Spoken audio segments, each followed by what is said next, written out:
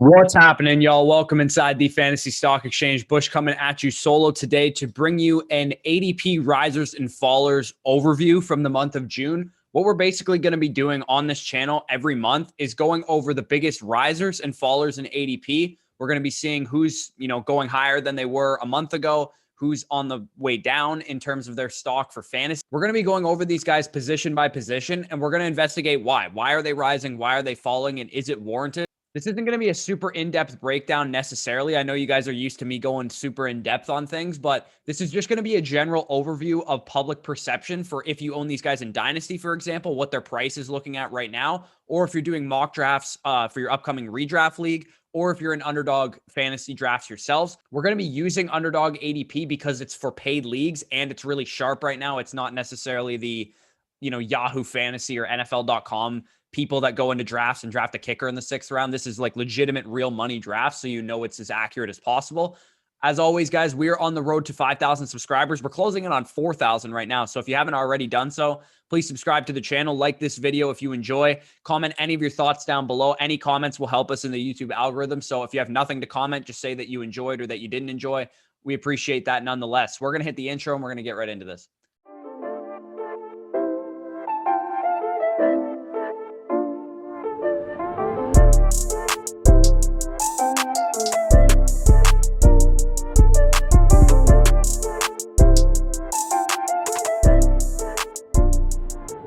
So, like I said, we're going to go through position by position. We're going to start with the quarterback risers according to Underdog ADP. Currently, we have Ryan Tannehill, Tom Brady, and Zach Wilson all on the rise, with Ryan Tannehill being the biggest riser. And this shouldn't be shocking to us, right? We're talking about the month of June. Julio Jones was traded this month to the Tennessee Titans. Now at quarterback 11 in ADP, Ryan Tannehill is one of the biggest risers at the quarterback position because he now has Julio Jones to throw the ball to. And subsequently, we'll look at the fallers. Matt Ryan is the biggest faller in June ADP for the same reason, because Julio Jones was traded. We know that Ryan Tannehill now at QB 11, to be honest, I have Ryan Tannehill ranked as my QB 7. And if you guys saw Monday's video talking about quarterback upside and the ceilings and risk matrix thing that I did, it was a really in-depth look at the quarterback position in fantasy. I highly suggest you go watch it if you haven't done so.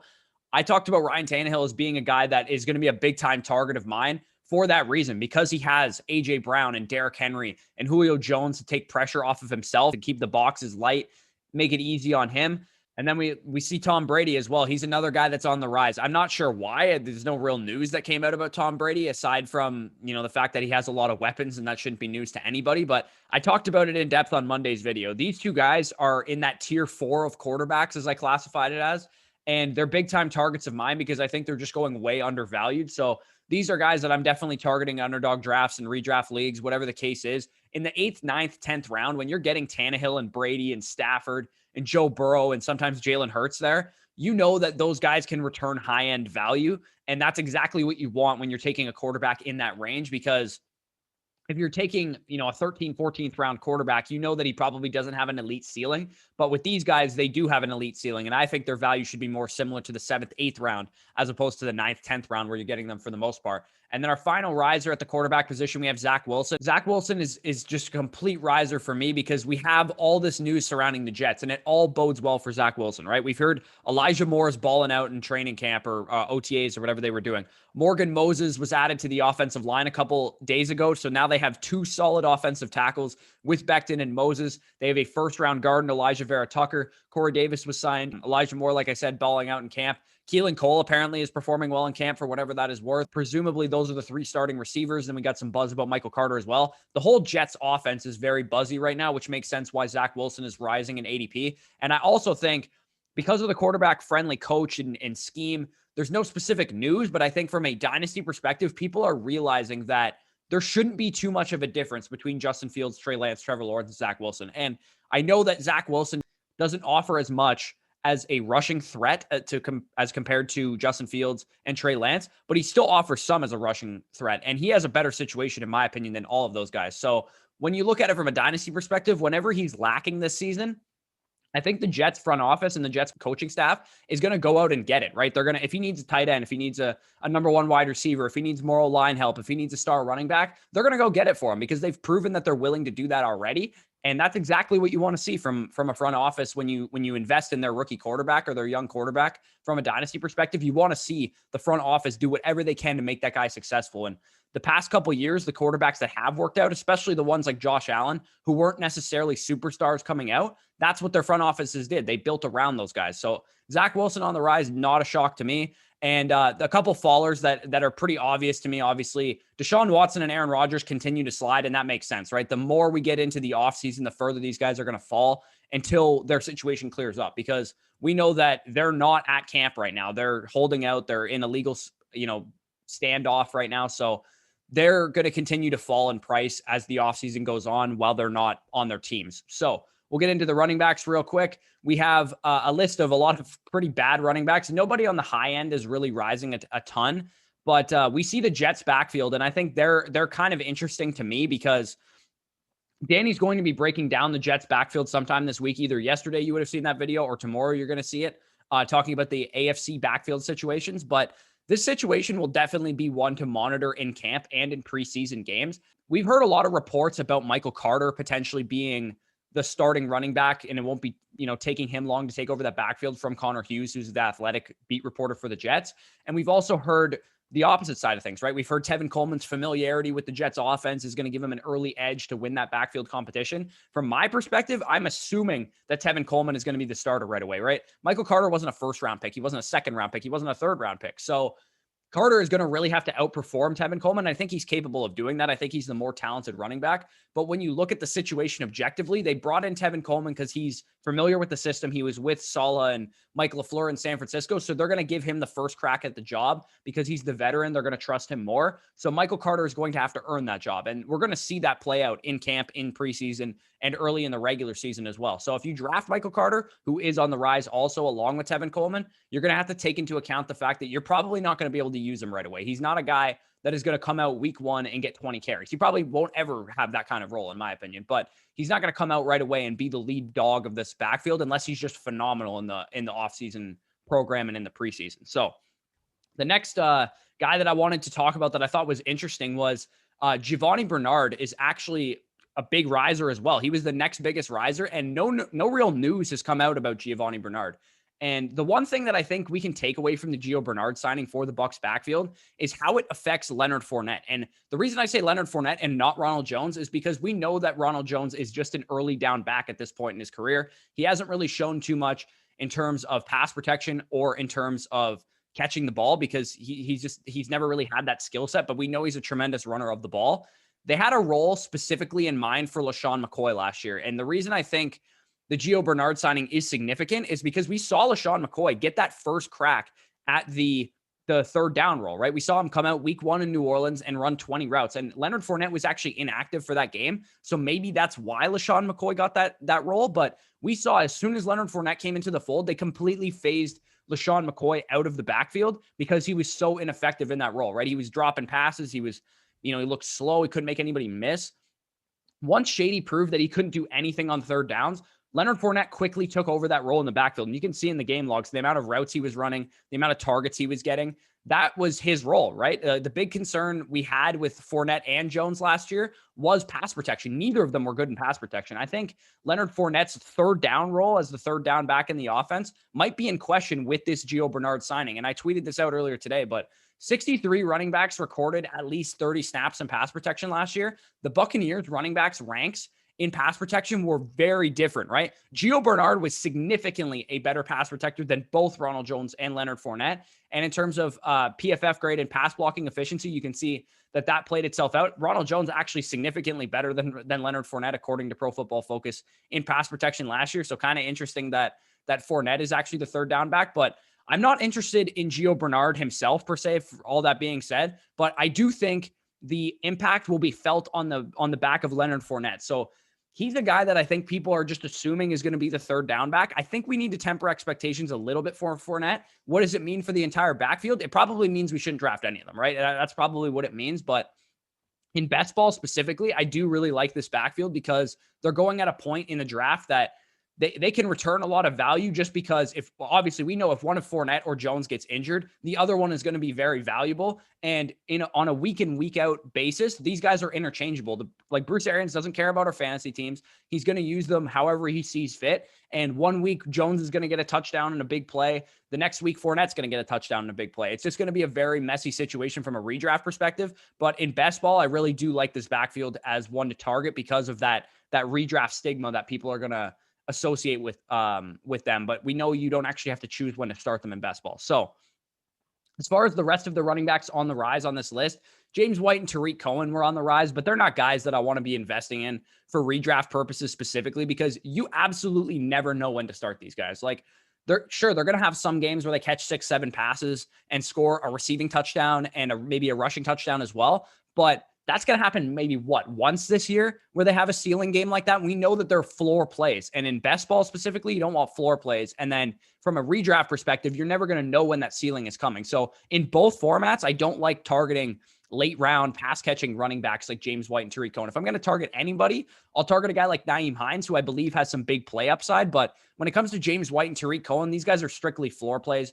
They're not guys that I want to be crowding my roster with at all. Even in full PPR, I'm still not interested in guys like this. And then on the fallers side of things, when we look at the running back position, we have Rashad Penny, and that should be no surprise to anybody if you follow the news. We have more surgical health conditions relating to Rashad Penny's knee. He's coming off of a torn ACL, I believe.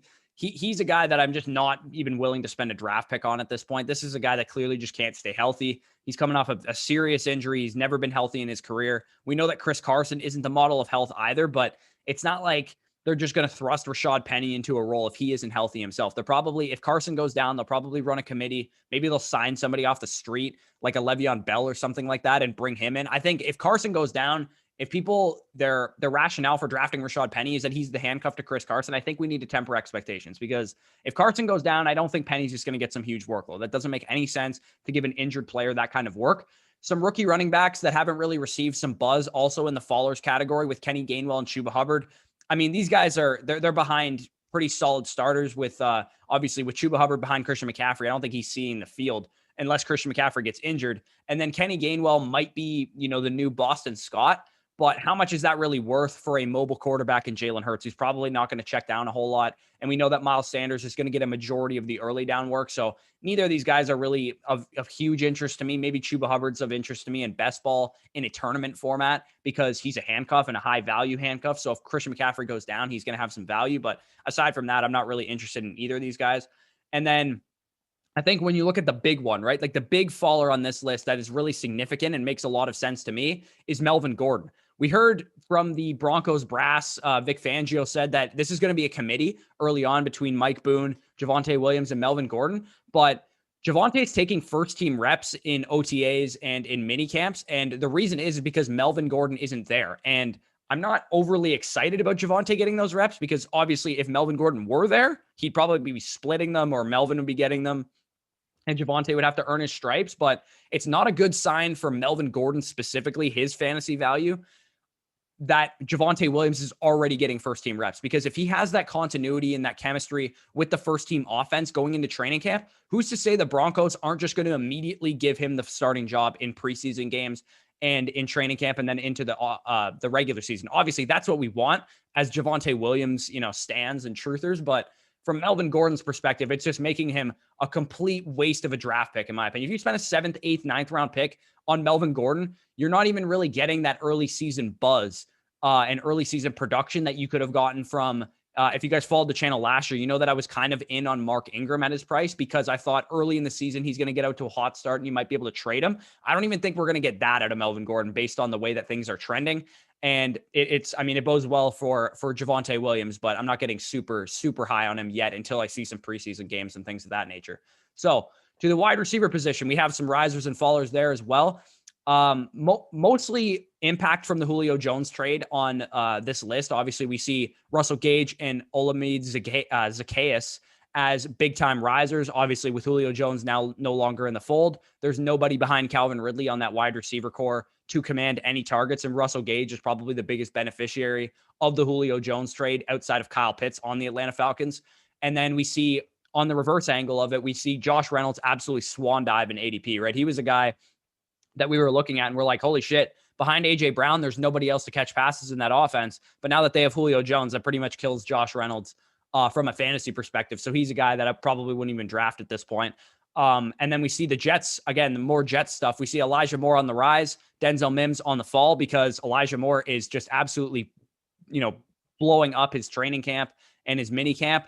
And Denzel Mims is practicing with the second team because Keelan Cole is beating him out for snaps. So not a good sign for Denzel Mims. If you're in a dynasty league and you see, Denzel Mims available in the 13th, 14th round, we've seen, DF Bean Counter on Twitter and a number of other people talk about rookie season production. And if you faceplant, if you are terrible your rookie season, it's very hard for you to come back and, get better and be a bounce back candidate as a sophomore player. So the fact that Denzel Mims had the opportunity last year, right? Like, it was a bad offense, but he didn't show anything really, right? Like, Rashad Perriman was beating him out for snaps. He couldn't get on the field. He was injured. He wasn't commanding any targets when he was on the field. The fact that he did really nothing in a wide open wide receiver core doesn't bode well for Denzel Mims, right? If Elijah Moore comes out and beats him out right away, like in minicamp, not even training camp, not even preseason, immediately Elijah Moore is starting over him. That's not a good sign. That's not a lot of faith in the second round pick that they spent on Denzel Mims just a year ago. And he was a guy that I was not very high on coming out. And it makes a lot of sense to me because I thought he was kind of a one-trick deep threat, big body that was really stiff and couldn't really provide much as a route runner. And then moving on to Laviska Shenault, he's been a guy that is just receiving massive buzz in training camp. We've heard everything from he's the best guy in camp. We've heard he's going to be a pure wide receiver and not a weapon for us. We've heard a lot about Laviska Shenault, and that's reflected in his ADP. And I think that's not going to end anytime soon. As soon as we see this guy in training camp, in preseason games, the buzz on Laviska Shenault is probably going to get to a point where he's going to go ahead of DJ Chark in drafts. I'd imagine. I'm not sure if that's going to happen for sure, but that's what my guess is when we get to August and things of that nature. So keep an eye on Laviska Shenault. He's obviously a guy in Dynasty specific, the way you could take away from that in Dynasty, he could be a sell high candidate, right? If you don't believe in Laviska Shenault, and I actually did sell him in a league. I sold him for Odell Beckham and I think it was a third or a second round pick. And the reason I did that is because I'm a contending team. And Odell Beckham, I believe, can help me as a wide receiver 2, wide receiver 3 type this year. And Laviska Shenault is not somebody I totally believe in the Urban Meyer system, just because I don't really trust Urban Meyer. But that's a situation where you could look to sell Laviska Shenault before the season and capitalize on some of that buzz that he's getting. Jacoby Myers, another guy who's actually the biggest riser of anybody on this list. I mean, kind of shocking to me. He's receiving a lot of buzz as potentially the Patriots' #1 target. I think the appeal for most people is that he's going to take over the Julian Edelman role, right, and be the slot receiver for this team. He actually did lead this team in targets last year. And if Mac Jones comes in and starts right away, I could see him, very much gravitating towards a guy like Jacoby Myers, who's a separator, who can get open and provide a safety blanket for a rookie quarterback. So in best ball specifically, I don't mind Jacoby Myers because I do think the targets are going to be there for him. But as far as a redraft pick, I probably wouldn't spend a draft pick on Jacoby Myers.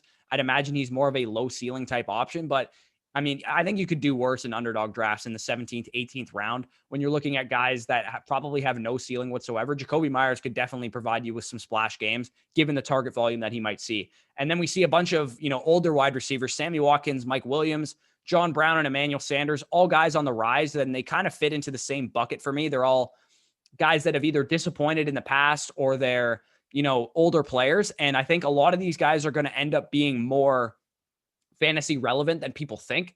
I could see one or more of these guys being wide receiver 3s, flex plays for people in fantasy this year, especially Mike Williams and John Brown. I really like those guys at their value on Underdog right now. They're guys I've been snatching up in best ball drafts constantly because I think they're going completely under the radar. And then we have Bryan Edwards, again, another guy that's rising in ADP. Don't ask me why. He hasn't done anything. I looked up to see if there was any camp buzz on Bryan Edwards. There's not. It's like he's literally doing nothing and getting buzz from the fantasy community. What a shock. He posts one shirtless pic and everybody's really excited about him. I don't really know what the appeal is with Bryan Edwards. I don't get it, but other people seem to be excited about him. So again, if you own him in Dynasty and you don't believe in him like I don't believe in him, I would sell this guy because I don't think he's going to do much of anything in his NFL career. And the fact that he's getting buzz for literally no reason probably indicates that his price is higher than his production is going to be. So a couple last guys, Kadarius Toney and Dwayne Eskridge, two highly drafted rookies this past year that are falling in ADP, mainly because we just haven't heard anything from their camps. about those guys, similar to what I said about Chuba Hubbard and Kenny Gainwell. So those are guys that, again, very late in underdog drafts and late in dynasty startup drafts that I think are going a little undervalued given the draft capital that they saw. So some guys to keep an eye on there. You could probably acquire them for very low and low value in dynasty. You could probably throw Brian Edwards in like a second round pick at somebody for Kadarius Toney, and they might take that. So just another piece of advice for those guys. And then we'll move on to the tight ends, and then we'll wrap this up.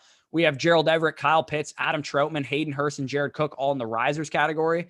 Anthony Ferkser, Chris Herndon, Blake Jarwin, Irv Smith all in the fallers category. And again, more fallout from the Julio Jones trade. Obviously, Kyle Pitts rising up in ADP. Anthony Ferkser going down in ADP from the Julio trade makes complete sense to me. Kyle Pitts is a guy that absolutely has that elite potential, given the fact that the targets are there in the offense, right? Outside of Calvin Ridley, who is really going to take away targets from Kyle Pitts? I know he's going high in ADP right now. He's going as like the 4th, 5th tight end off the board. But in my opinion, he's worth that upside swing, right? When you're getting into guys like Mike Davis and Myles Gaskin versus Kyle Pitts, I'll take Kyle Pitts. Like, right, the unknown and the talent that I saw at Florida is there for this guy to return elite tight end value as a rookie. He's that polished of a prospect. There's probably no other tight end I would have ever said that about, but Kyle Pitts is that guy. He might be that guy. And then when we look at Gerald Everett, Adam Troutman, and Jared Cook, these guys are sleepers in fantasy. I know there's no such thing as a sleeper, let's be honest, at this point in the fantasy life cycle now, because everybody knows about every player. We've heard big time buzz about Gerald Everett specifically. Pete Carroll has come out and said he's going to be a real threat in the passing game. We've heard a lot of other guys talk about how the fact that the Rams passing game coordinator is now in Seattle, and they're going to utilize Gerald Everett to the best of his potential. So we'll see what happens, what materializes with that. I definitely could see Gerald Everett being a guy that returns a lot of value in fantasy this year, and he's going to be a very buzzy name throughout the entire offseason, I would imagine. And Blake Jarwin, Chris Herndon, and Irv Smith all on the downslope, which makes sense to me. Blake Jarwin, we have the health concerns. Obviously, he's coming off of a torn ACL, but health permitting, if we hear some good news about his health, and the most recent report that I could find is that he's supposed to be ready for training camp, and we hear that every year. But if he is, in fact, ready for training camp, he should be a big-time value, especially in best ball leagues when you don't have to decide when to start the guy, because this is a crowded offense with a lot of high-end targets. We have no idea when Jarwin will get his targets, but I'd imagine he's going to have 6 or 7 blow-up games throughout the year, just given the nature of the Cowboys offense this year. And then Chris Herndon's season is getting really yikes. We had a report yesterday that Tyler Kroft might start over him. So Chris Herndon, just in my opinion, not even worth a draft pick. And then Adam Troutman and Jared Cook, I mentioned them as risers. They're guys that are just, I think they're risers just because people in the fantasy industry are talking them up, right? I've heard numerous podcasts talk about Adam Troutman as a breakout candidate and Jared Cook as a value, just because of, the targets available in Los Angeles make it appealing for Jared Cook. And then again, outside of Michael Thomas and Alvin Kamara, we know that if Jameis Winston starts, he's targeted his tight ends in the past. That's where all the Adam Troutman buzz is coming from. And we also had, I believe it was a beat reporter, come out and say that Adam Troutman could be a breakout candidate in one of their articles. So a lot of buzz on those guys. And then finally, when we get to Irv Smith, who is probably the biggest faller, I would say, at least in my opinion, and my own rankings and my own perception. The fact that Mike Zimmer came out and said Irv Smith is not going to see an increased role is really concerning to me. And I know it's off-season time and we don't really want to buy into things too much, but that generally applies more so to positive buzz, right? Like when we hear positive things about players, you don't want to buy into that as much as you hear negative things. When you hear negative things this time of year, like we've heard from Denzel Mims and like we've heard from other players like Rashad Penny, that's when you really want to buy in. Because if we're in peak off-season mode right now and everything's great and everybody's going to win 16 games, every team is going to have a million breakout candidates. When you hear negative things like Irv Smith's role isn't going to change because Tyler Conklin's going to be involved more than people think, that's when I start to cool down, right? And Irv Smith initially is somebody that I thought I was going to be higher on than consensus because I figured he was going to be this year's Jonnu Smith, where he's going tight end 15, 16. People aren't that certain about him, and he's going to end up being a value because he has some pretty good upside. But he's going off the board as like tight end 8, 9, 10, right? He that value that I thought was going to be there is more so just baked into his cost immediately, right? Like he doesn't have any kind of chance to return value because outside of like the Dallas Goederts and the Noah Fants, he's the next guy that people are assuming is going to be that next breakout tight end. And I didn't think it was going to be that way. So Irv Smith, we might need to cool down a little bit on him. We might be putting the cart before the horse at the moment. So if you guys enjoyed that, I'm going to probably do this. Either me or Danny is going to do this once a month, and probably we might do it more frequently once we get into August and once we get into preseason games. We'll see the risers and fallers from that perspective and go over them, freestyle the way that I did in this video. So if you guys enjoyed that, like, comment, subscribe as usual. Join the Discord if you want a chance to, interact with a bunch of fantasy football players. You can interact with us directly if you're in the middle of a draft. You can message us your team for dynasty decisions, where we might be kicking those up to twice a week now, just based on the amount of questions, the amount of interaction we're getting from you guys. So really appreciate that. Check out our draft guides. Check out our website. If you enjoy our content and want to support us in any way, go deposit on Underdog Fantasy using code FSE, and you'll get both of our draft guides for free, plus a $25 bonus. Peace out, guys, and enjoy your Thursday. Why you need the money?